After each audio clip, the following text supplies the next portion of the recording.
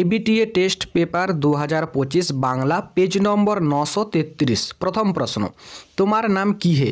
এখানে যার নাম জানতে চাওয়া হয়েছে তিনি আসলে সব্যসাচী। সে ভয়ানক দুর্লভ জিনিসটি হলো পায়ের ধুলো। পরের প্রশ্ন, সন্ধ্যা তারা হলো পত্রিকা। পাবলো নেরুদা সাহিত্যে নোবেল পুরস্কার পান 1971 খ্রিস্টাব্দে। আই আরও বেঁধে বেঁধে থাকি কবিতাটি কবির কোন কাব্যগ্রন্থের অন্তর্গত? জলই পাষাণ হয়ে আছে। সৈয়দ আলাউল কার অনুরোধে কাব্য রচনা করেন? মাগন ঠাকুরের। কঙ্কাবতী ও ডমরুচরিত লিখেছিলেন তৈলক্যনাথ মুখোপাধ্যায়।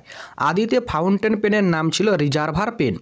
কলকাতা বিশ্ববিদ্যালয় পরিভাষা সমিতি নিযুক্ত করে 1936 খ্রিস্টাব্দে। ক্রিয়ান্বয়ী কারকম কথাটি বলেছেন পাণিনি।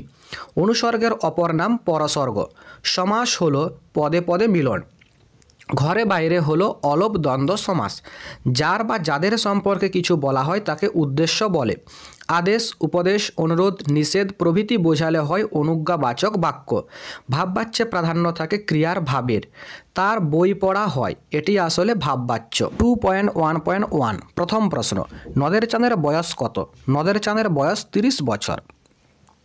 সব দিক থেকে একই রকম। কোন কোন দিক থেকে একই রকম? ইসাব আর অমৃতের গায়ের জামার রং, মাপ ও কাপড় সব দিক থেকে একই রকম। এ বিষয়ে সন্দেহ ছিল তপনের। কোন বিষয়ে তপনের সন্দেহ ছিল? কিশোর তপনের ভাবনায় লেখকেরা ছিল ভিন গ্রহের প্রাণী, কিন্তু লেখকেরা যে তার বাবা, ছোট মামা বা মেজ কাকুর মতোই সাধারণ মানুষ হতে পারে এ বিষয়ে তপনের মনে সন্দেহ ছিল। অথবা উত্তরটা এভাবেও লেখা যাবে, লেখকদের যে বাস্তব জীবনে কখনো দেখা যেতে পারে তারাও যে তপনের বাবা, ছোট মামা বা মেজ কাকার মতোই সাধারণ মানুষ এই বিষয়ে তপনের সন্দেহ ছিল।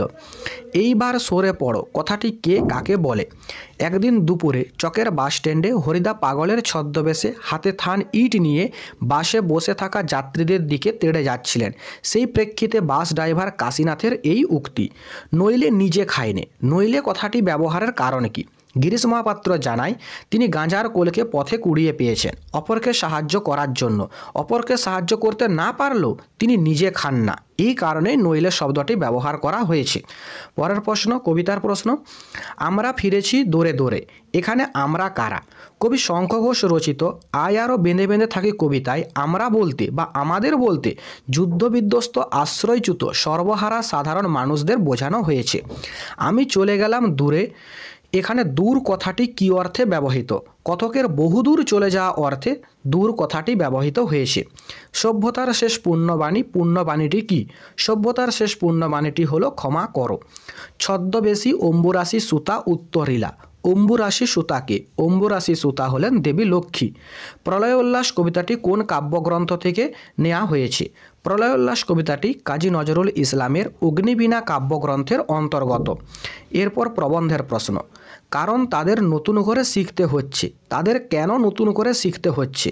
আমাদের সরকার ক্রমে রাজকার্যে দেশি পরিভাষা চালানোর ফলে অনেকে মুশকিলে পড়েছেন, কারণ তাদের নতুন করে দেশি পরিভাষা শিখতে হচ্ছে।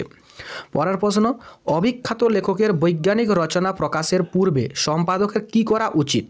অভিজ্ঞ লোককে দিয়ে তা যাচাই করিয়ে নেওয়া। বাবু কুইল ড্রাইভার্স কথাটি কে কেন বলতেন? হারিয়ে যাওয়া কালিকলম প্রবন্ধ অনুসারে পালকের কলমকে ইংরেজিতে বলা হয় কুইল। লর্ড কার্জন বাঙালি সাংবাদিকদের গরম গরম ইংরেজি দেখে তাদের বাবু কুইল ড্রাইভার্স আখ্যা দিয়েছিলেন। দোয়াত কত রকমের হতে পারে? দোয়াত বিভিন্ন রকমের হতে পারে, যেমন কাঁচ, পোর্সোলিন, শ্বেতপাথর, পিতল, ব্রোঞ্জ, ভেড়ার শিং, সোনাসহ নানা ধরনের। এরপর ব্যাকরণের প্রশ্ন, কারক কাকে বলে? বাক্যের সমাপিকা ক্রিয়াপদের সঙ্গে ওই বাক্যের নাম পদ অর্থাৎ বিশেষ্য ও সর্বনাম পদগুলির সম্পর্ককে কারক সম্পর্ক বলা হয়। বিভক্তি ও অনুসর্গের একটি পার্থক্য লেখো। বিভক্তির নিজস্ব কোনো অর্থ নেই, অপরদিকে অনুসর্গের নিজস্ব অর্থ আছে। পরের প্রশ্ন, তিনি তর্কে পণ্ডিত ছিলেন। চিহ্নিত পদটির কারক ও বিভক্তি নির্ণয় করো। অধিকরণ কারক এ বিভক্তি। সমস্যমান পদ কাকে বলে? ব্যাসবাক্যের অন্তর্গত এক একটি পদকে বলা হয় সমস্যমান পদ। যেমন পথ চলা সমান পথে চলা, পথে ও চলা হলো সমস্যমান পদ। একটি অ্যাক্সেস দ্বন্দ্ব সমাসের উদাহরণ দাও। আমি, তুমি ও সে সমান আমরা, এটি হলো একশেষ দ্বন্দ্ব সমাসের উদাহরণ। ব্যাসবাক্য সহ সমাসের নাম লেখো মহাযুদ্ধ। মহান যে যুদ্ধ, মহাযুদ্ধ কর্মধারয় সমাস। যোগ্যতা বলতে কি বোঝো? বাক্যে মিলিত পদ সমষ্টি সঙ্গত অর্থ প্রকাশ করলে এবং বাক্যের অর্থ ও ভাব উপলব্ধির পথে কোনো রকম বাধা না হলে তাকে যোগ্যতা বলা হয়। শর্ত সাপেক্ষ বাক্য কাকে বলে? যে বাক্যের একটি ক্রিয়া অন্য আরেকটি ক্রিয়া সম্পাদনের উপর নির্ভরশীল হয় তাকে শর্ত সাপেক্ষ বাক্য বলে। উদাহরণ, যদি আমি হাতে পাই তবে তুমিও পাবে। অপরিচিত ছিল তোমার মানব রূপ উপেক্ষার আবিল দৃষ্টিতে। জটিল বাক্যে রূপান্তর করো। উপেক্ষার আবিল দৃষ্টিতে যা অপরিচিত ছিল তা তোমার মানব রূপ। ঘণ্টা বাজে, এটি কোন বাচ্যের উদাহরণ? এটি কর্ম কর্তৃ বাচ্যের উদাহরণ।